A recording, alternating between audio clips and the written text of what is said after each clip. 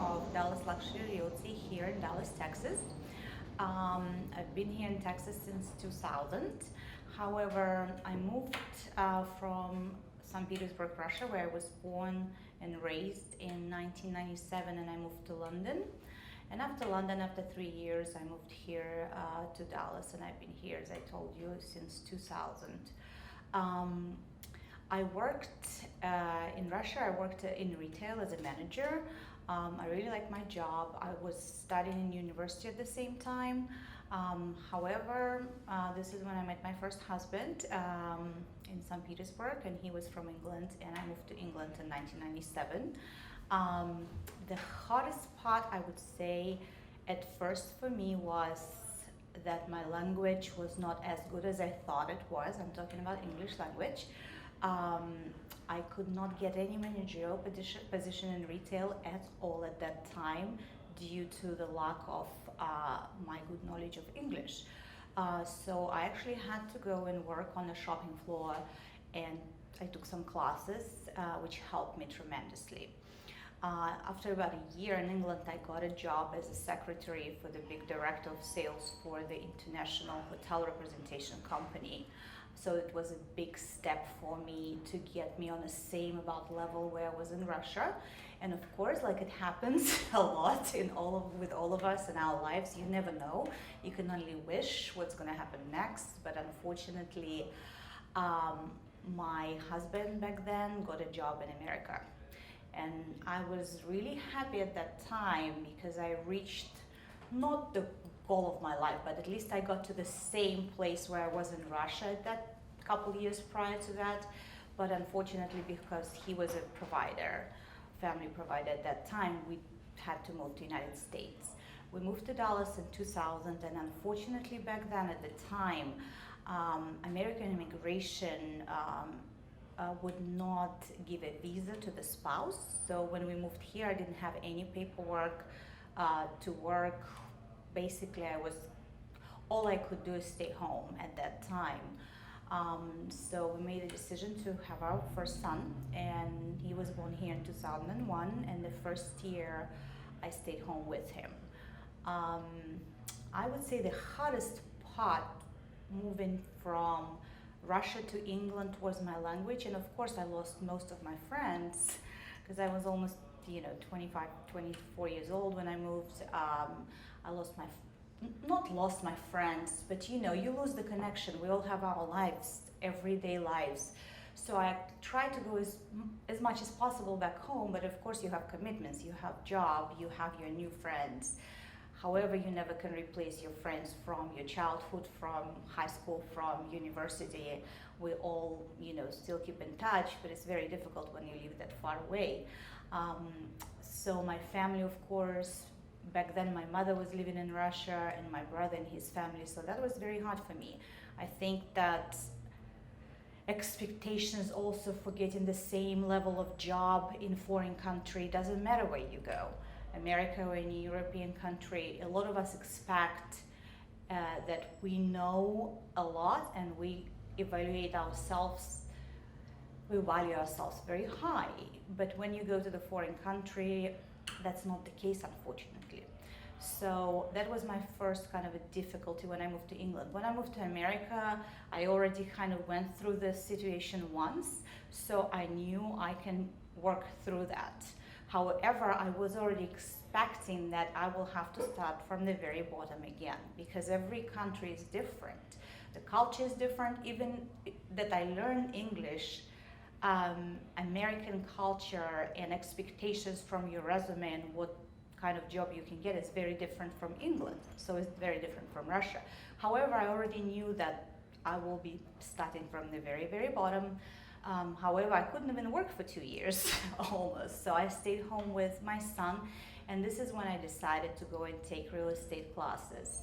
I always was interested in real estate, but it just happened to happen in my life that in Russia, it never happened. I went into the retail and kind of stayed with the job, which paid very well. At that time in England, I went into the retail and then slowly went into the hotel management. It just never happened, but I always was very curious and interested how it works.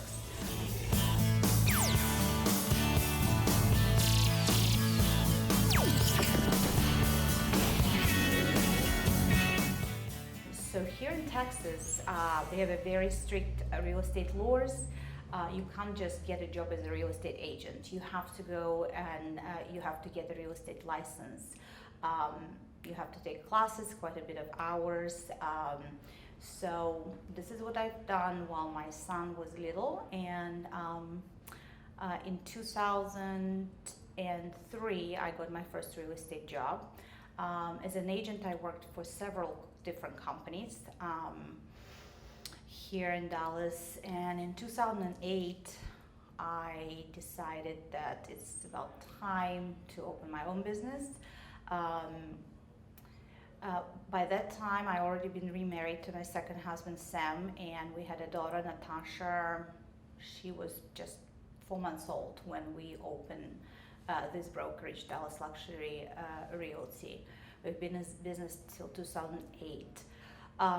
The interesting thing happened. My husband at that time was working in the oil business.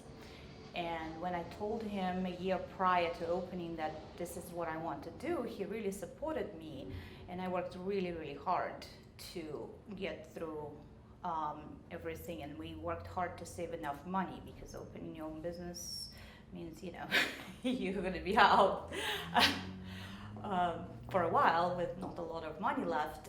So for a year, we were kind of saving the money. And when I opened my business and I emailed, but I was in business for 5 years prior to that as a realtor. Now that I had my own office and it was just me, I emailed to all of my contacts and told them that now I have my own business. And I had an amazing response. Amazing. People just was congratulating me. They were sending me people. So I came home and I told my husband, you know what, you need to quit his job. And he looked at me saying, well, I'm gonna quit a 6-figure job with a 4-month-old baby, 2 other children older, you great insurance, and go into business with you, and we don't even know when we get the first paycheck, because it's your own business. We don't get paid unless we sell the house. And it doesn't happen when you start working. It happens on the day when people actually get their keys, and it might be a couple months before that. He said, are you serious about that? And I said, absolutely. So he trusted me, and it was a very difficult move for him, I think, because I was in my personal business, my own business, for 5 years at this point, working for another brokerages, of course. But I already knew that I don't have a Friday paycheck. It can happen randomly. He, however, always worked in a corporate world. He was first in the Army in Korea, and then he started from the bottom for working for the car rental company, and he worked his way all the way up for managing a couple offices. Then he went to work in the oil business. But it's a corporate organization where you get your paycheck no matter what. You get your insurance.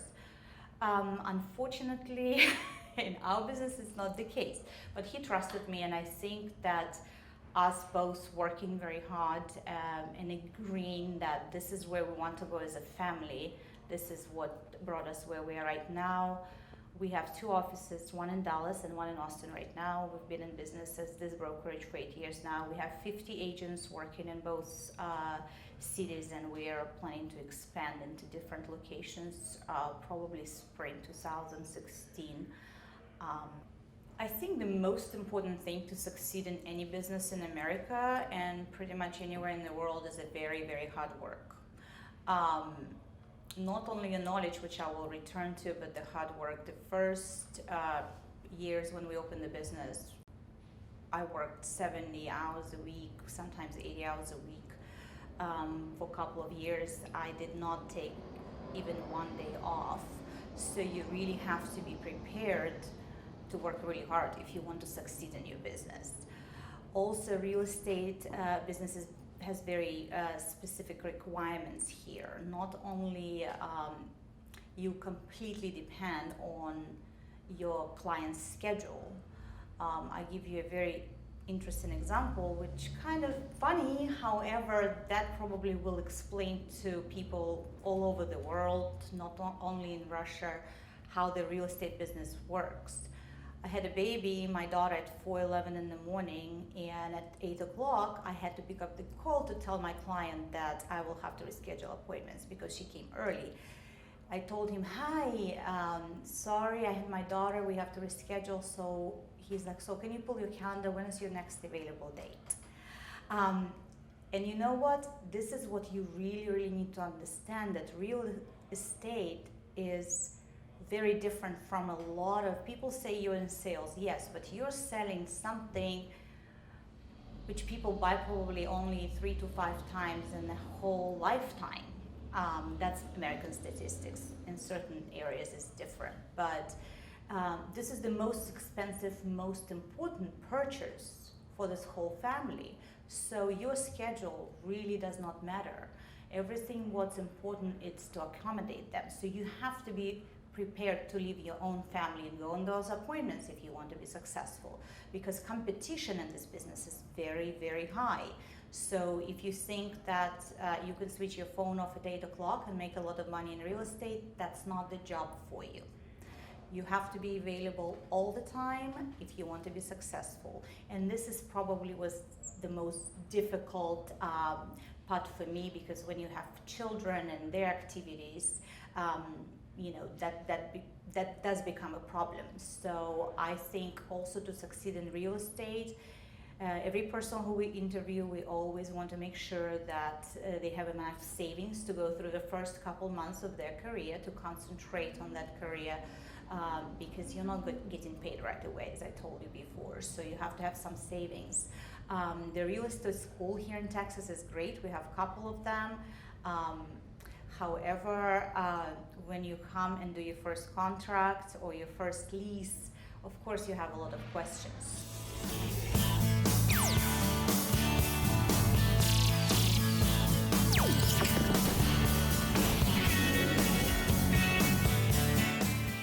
So when I interview people for this job, and we don't hire everybody, we're not this brokerage, we only have 50 people, but we hire people who really want to be part of the team and learn. So as soon as they have their first deal, I walk them through this deal. I try to help every single step to make sure they learn, so the next transaction will be easier for them. So people who want to succeed in real estate, they really need to find a broker which they will work very closely with, they will be comfortable with. It's not only about the client, it's about that person who will help you to succeed, because the books are great, but that's not the real life. And a lot of questions are not covered by those books. Also, we have to remember that the laws, the real estate laws and lending laws, especially in America, are changing very frequently. So the knowledge and the ability to learn throughout your whole career, not telling that, oh, I've been in business for 3 years, I know everything. No, in real estate, it's never the case. You always learn. You have to be a person who is willing to learn all the time. This is kind of, of course you have to be, you have to have a good personality, you have to be able to get along with people. The work ethics have to be very strong, even if you don't want to get up on Saturday at 8 o'clock to get ready for your 10 o'clock appointment. You have to do that if you want to succeed. So that's about, I think, the most important things for the person who can succeed in real estate. And of course, because of the time and schedules, I think I made a big mistake at the very beginning of my career, because I really wanted to do it all myself. And I kind of tried for my family not to, besides of my husband who started the business with me, I didn't want to hire a nanny, I didn't want any help, and at some point it just gets too much. So if you decide to go into real estate business, please make sure you have a very good support at home, that somebody helps you with your children, with your family.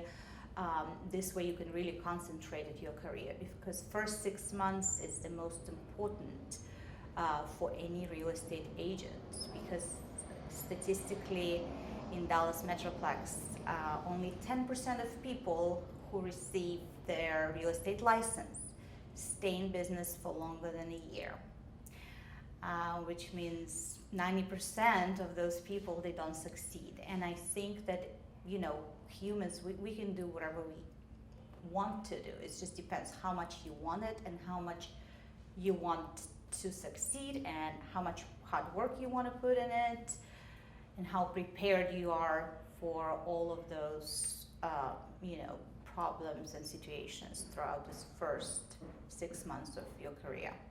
I'm lucky enough to be able to compare two different countries. I immigrated, as I mentioned before, to England first and then to the United States. And of course, they're all different. As an immigrant, you come across different problems in different countries for yourself. England, for me, as I told you prior, was very difficult because of my language. By the time I moved to the States, my language was pretty good. However, people in office still make jokes about me. So you never will be native speaking if you moved here as an immigrant. So of course, language probably will be your first and the most difficult barrier against getting a good job. If you're really looking to move here and get a good job, you need to start learning language even prior to your move to the United States. That would be my first advice to people who are staying right now for visas in the American consulate. My second advice will be, you're moving to the new country right now, and I'm sure that a lot of you are very successful back home. However, if something in your life you wanted always to try, do it here, because here you have much more opportunities. The laws are very strict. However, you can get a very good support system here from the government. If you're opening your business, you get some tax breaks. The small businesses here in Texas especially, different states operate differently. So if you are planning to just move here and actually open your own business right away, please make sure you check. Different states have much better tax breaks than the other states. For example, state of Texas here also, we don't have federal taxes. We only pay state tax. And that makes a huge, huge, huge difference on the business owners. So just, that's your opportunity to move and, try to pursue your dream, and it happens. It will happen if you work hard and you want to try. Also, another thing I would suggest, that if you feel that your education is not very, for example, if you're a doctor in Russia right now and trying to move to the States, please make sure you learn the requirements and maybe find a place where it will be easier for you to, you have to go back to school for something like that. Certain professions just require to go back to school because you have to get licensed in here, same as the doctors, as an attorneys. So trying to make sure you're prepared for all the paperwork, for all the financial aid you will need, because it's not very easy here to get your financial aid before you become a citizen of the United States. So that would be probably my suggestions to people who stay right now in the consulate and they have that dream of coming here.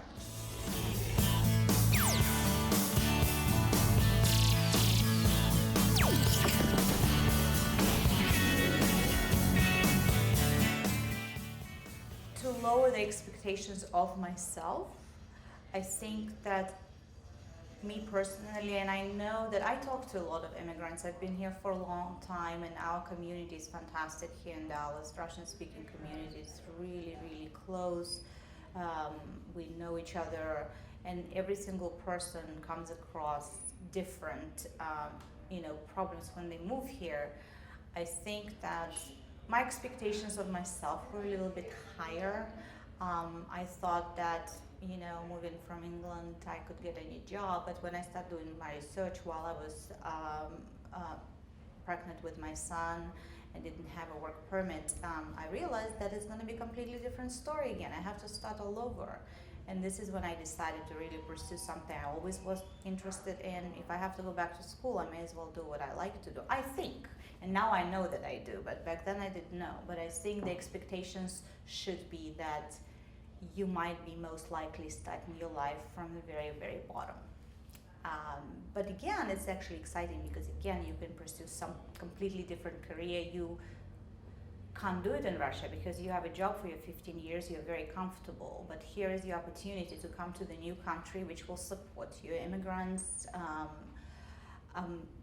America is the country of immigrants pretty much. So they support this very international community, and Dallas, for example, I think it's a very good opportunity right now for immigrants from Russia to come because, again, we don't have a federal taxes here.